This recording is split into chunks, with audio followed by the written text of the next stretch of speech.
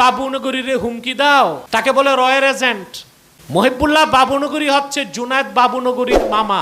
আসল কথা বলি তো থলের বিড়াল বেরিয়ে যাবে। জামাত ইসলামী কি ইসলাম মওদুদি কে ইসলাম মওদুদি যে বাতিল এর কি দেব লেগে গই জামাত তে শোনে কোন মাদ্রাসা দুশ্মন আল্লাহ নগর যদি এই ফেরাউন যদি এই হুকুমত কায়েম করে তাহলে দেওবন্দি আহলে সুন্নাত জামাত কোন মাদ্রাসা রাখতো। অধিকাংশগুলোই মুরব্বী, যৌবন বয়সে তারা কি হেফাজত করেছে আমি বুঝি নাই। মুরব্বী বয়সে তাদের নিজেরই হেফাজত নেই, কখন অজু যায় কখন অজু থাকে নিজেও জানে না, কখন মুখ দিয়ে কি ভালো কথা বের হয় না গালি বের হয় তাও জানে না। আর সে যদি হয় হেফাজতের, তো কি হেফাজত করবে? জবানের হেফাজত নেই। আসসালামু আলাইকুম ওয়া রাহমাতুল্লাহি ওয়া বারাকাতুহু। প্রিয় দর্শক, হেফাজতে ইসলামের আমির মহিবুল্লাহ বাবুনগরী জামাতে ইসলামকে বলেছেন তারা নাকি মওদুদির ইসলাম মানে। আসলে জামাতে ইসলাম কি মওদুদির ইসলাম মানে নাকি আল্লাহ তাআলার ইসলাম মানে? আসলে কোনটি সঠিক? এবং এই কথাও বলেছেন যে জামাতে ইসলাম হচ্ছে গোমরা দল, তাদেরকে যারা সমর্থন করবে তাদের সঙ্গে যারা থাকবে তারাও গোমরা। আসলেই কি জামাতে ইসলাম গোমরাহির দল? জামাতে ইসলাম কি মওদুদির ইসলাম করে নাকি আল্লাহ তাআলার ইসলাম তারা মানে? চলুন আজকে আমরা জানবো ইনশাআল্লাহ। আজকে আমাদের বিশেষজ্ঞ প্যানেলে বাংলাদেশের বিজ্ঞ 3 জন আলেম রয়েছেন। এই 3 জন বিজ্ঞ আলেমের কাছ থেকে আমরা জানবো যে মহিবুল্লাহ বাবুনগরী যে কথা বলেছেন জামাতে ইসলাম মওদুদির ইসলাম মানে নাকি আল্লাহ তাআলার ইসলাম মানে। এ বিষয়ে উচিত জবাব দিলেন বাংলাদেশের 3 জন আলেম। প্রিয় দর্শক, যে সমস্ত বিশেষজ্ঞ আলেমরা রয়েছেন, 1 নাম্বার মুফতি Amir Hamza, 2 number doctor Enayetullah Abbasi, 3 number আল্লামা মামুনুল হক সাহেব। প্রিয় দর্শক, চলুন আমরা একে একে তাদের বক্তব্যগুলি শুনে আসি। আমরা শুরুতেই মুফতি আমির হামজার বক্তব্যটি শুনে আসি। মেন দায়িত্বে দেখেন অধিকাংশগুলোই মুরব্বী, যৌবন বয়সে তারা কি হেফাজত করেছে আমি বুঝি নাই। মুরব্বী বয়সে তাদের নিজেরই হেফাজত নেই, কখন অজু যায় কখন অজু থাকে নিজেও জানে না, কখন মুখ দিয়ে কি ভালো কথা বের হয় না গালি বের হয় তাও জানে না। আর সে যদি হয় হেফাজতের, তো কি হেফাজত করবে? জবানের হেফাজত নেই, শরীরের হেফাজত নেই, উনি হেফাজত করে বেড়াচ্ছে। এরকম যতগুলো দল আছে সব জি হুজুর মার্কা। আপনাদেরকে আহ্বান জানাচ্ছি, ইসলামকে এই অনুরোধের জায়গায় রাখলে হবে না। এবার ইসলাম নিয়ে যেতে চাই আদেশের জায়গায়। বহু আলেম এখন জালেমের ভূমিকায় অলরেডি চলে গেছে। কথা বলেন না কেন? মানে ফাঁক ফকর দিয়ে এদিক ওদিক করে যদি 2টা গাড়ির মালিক হওয়া যায়, 2টা ফ্ল্যাট পাওয়া যায়, আর যদি কয়েক কোটি টাকা পাওয়া যায়, তেও কাঁটাযুক্ত রাস্তায় কেউ যেতে রাজি হয়? এই জন্য দেখতে পেয়েছি বহু আলেম এখন এই শর্টে কাটে মাল কামানোর রাস্তা তৈরি করে নিয়েছে। আর এই জন্যে তারা এমন এমন জায়গায় হাত মিলাচ্ছে যেখানে গেলে অলরেডি ঈমান নষ্ট হয়ে যায়। কিন্তু দেখেন কত আলেম আজ ফতোয়াবাজি করতে করতে এমন জায়গায় পৌঁছিয়েছে, যারা আল্লাহর আইনে জমিনে কায়েম করতে চায় তাদের বিরুদ্ধে ফতোয়া দিচ্ছে, যারা আল্লাহর আইনের বিরুদ্ধে আছে তাদের পক্ষে চলে যাচ্ছে। কথা বলেন না কেন? আল্লাহ বলেছেন আমি শরীয়তের আইন বানিয়েছি, শারআ লাকুম মিনাদ-দ্বীন, তোমাদের জন্য আমি নির্ধারিত করে দিলাম, সিদ্ধান্ত নিলাম, লিখে দিলাম। এরকম প্রায় 33টা অর্থ পাবেন। আল্লাহ বলেন আমি নির্ধারিত করে দিলাম। সুম্মা জাআলনাকা আলা শারিআতিম মিনাল আমরি ফাত্তাবি'হা ওয়া লা তাত্তাবি'ু হাওয়া আল্লাযীনা লা ইয়ালামুন। সূরা জাসিয়ার ভেতরে আছে আমি আল্লাহ আপনাকে শরীয়ত দিয়েছি, আপনি এর অনুসরণ করবেন। সাবধান, আমার শরীয়ত যাবার পরে নিজের মন মতো চলা যাবে না। এ আদেশ কার? যারা আল্লাহরে পাঠানো শরীয়ত থাকার পরেও বলে যে আমরা বিশ্বাসই করি না, আল্লাহর ভাষায় তারা মুসলমান। কোরআনের বিপক্ষে যারা ডাইরেক্ট ইনডাইরেক্ট অবস্থান নেবেন তাদের কপালে আগুন লাগাবে আল্লাহ নিজে, এমনকি জোতা পিটাও খাওয়াবে।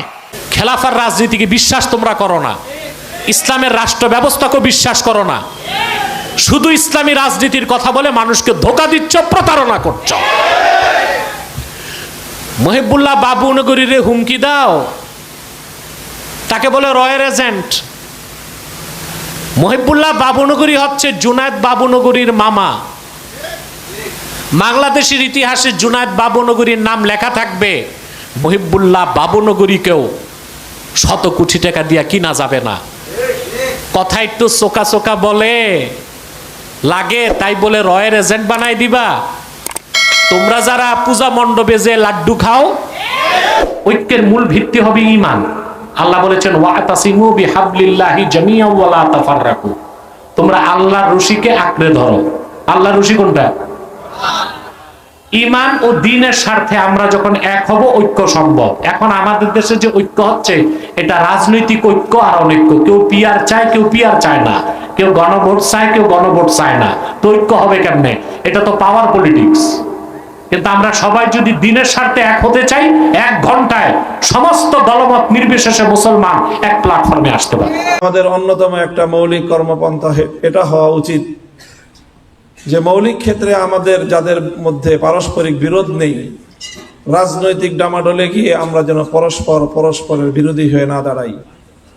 আমি আজকে এই জাতীয় উলামা কাউন্সিলের মঞ্চে দাঁড়িয়ে আমি এবং আমার সংগঠন বাংলাদেশ খেলাফত মজলিস দায়িত্বশীল হিসেবে আমি এই প্রত্যয় ঘোষণা করছি যে ইনশাআল্লাহ আমরা জাতীয় উলামা কাউন্সিলের পক্ষ থেকে ঘোষিত এই নীতি এবং আদর্শ অক্ষরে অক্ষরে পালন করার চেষ্টা করব।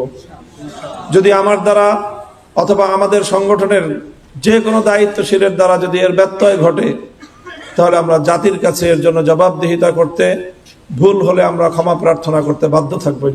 আমির হেফাজত আজকের এই সম্মেলনের প্রধান অতিথি আল্লামা শাহ মুহিবুল্লাহ বাবুনগরী অতি সাম্প্রতিক যেই বিষয়ে ওলামায়ে কেরামকে উনি সতর্ক করছেন, দিক নির্দেশনা দিচ্ছেন, বিশেষ করে রাজনৈতিক অঙ্গনে কর্মরত দেশের ইসলামপন্থীদেরকে এবং বিশেষ করে কওমি অঙ্গনের ওলামায়ে দেওবন্দি ধারার রাজনৈতিক নেতৃবৃন্দকে যে নির্দেশনা তিনি প্রদান করছেন, আমার ধারণা আমি তার মূল উদ্দেশ্য অনুধাবন করতে পেরেছি।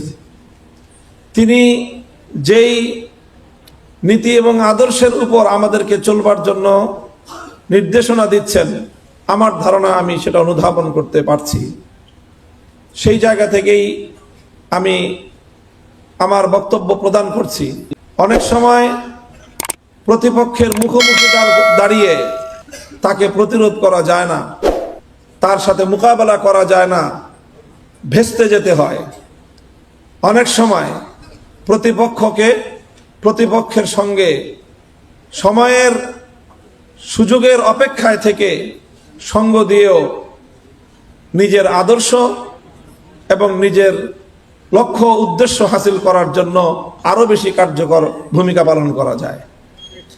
আমি এই মুহূর্তে একথাই বলবো, আজ বাংলাদেশে আমরা ইসলামী রাজনীতির প্ল্যাটফর্ম থেকে জাতির যে অদম্য স্পৃহা আমরা লক্ষ্য করছি, বাংলাদেশে ইসলামী রাজনীতির উত্থানের এক সোনালী সময় আমাদের দ্বার প্রান্তে আমাদের কড়া নাড়ছে।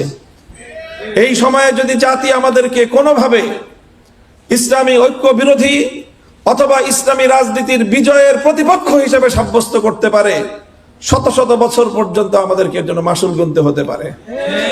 এই জন্য ইসলামী রাষ্ট্র প্রতিষ্ঠার যে আমাদের আজন্ম স্বপ্ন, সেই স্বপ্নকে আরো এক কদম এগিয়ে নেওয়ার জন্য আজকের এই বাংলাদেশের চলমান এই প্রেক্ষাপটকে অনুকূল পরিবেশ বিবেচনা করে আমরা বাংলাদেশে আগামী দিনে ইসলামী রাজনীতিকে এমন এক উচ্চতায় উন্নীত করতে চাই এবং আমি আত্মবিশ্বাসী সেটা আমরা করতে সক্ষম হব।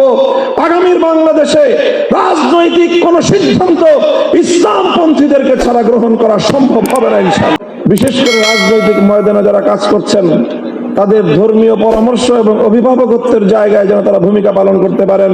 প্রিয় দর্শক, আবার হেফাজতে আমির তিনি একথাও বলেছেন যে জামাতের সঙ্গে যারা থাকবে, জামাত হচ্ছে গোমরাহী দল, এই জামাতের সঙ্গে যারা থাকবে তারাও হচ্ছে গোমরাহ। প্রিয় দর্শক, এখানে মুফতি আমির হামজা সহ এবং আল্লামা মামুনুল হক সহ তারা অনেক সুন্দরভাবে বুঝিয়ে বলেছেন যে আসলে জামাত ইসলাম কি মওদুদের ইসলাম করে, জামাত ইসলাম কি গোমরাহী দল নাকি সঠিক দল। আসলে জামাত ইসলাম কি মওদুদের ইসলাম মানে নাকি আল্লাহ তাআলার ইসলাম মানে, আমরা এতক্ষণ শুনছিলাম। প্রিয় দর্শক, আমরা 3 জন বিজ্ঞ আলেমের কথাগুলি শুনলাম। এই 3 জন বিজ্ঞ আলেমের মধ্য থেকে যার কথাগুলি ভালো, কোরআন ও হাদিসের দলিল ভিত্তিক মনে হবে, আমরা তার কথাটাই, তার মতটাই গ্রহণ করে নিব ইনশাআল্লাহ। আল্লাহ তাআলা আমাদের সবাইকে যেন ইসলামের সঠিক পথে পরিচালিত করেন। আল্লাহ তাআলা বাংলাদেশের সকল আলেম ওলামাদেরকে যেন এক প্ল্যাটফর্মে একই ছায়াতলে আসার তৌফিক দান করেন। দর্শক, পরিশেষে আমরা আল্লাহ তাআলার কাছে আরো দোয়া করবো, আল্লাহ তাআলা আমাদের সবাইকে যেন কোরআন সুন্নাহর উপরে আমল করার জীবনের পথ চলার তৌফিক দান করেন। প্রিয় দর্শক, সকলে ভালো থাকবেন, সুস্থ থাকবেন। আসসালামু আলাইকুম ওয়া রাহমাতুল্লাহি ওয়া বারাকাতুহু।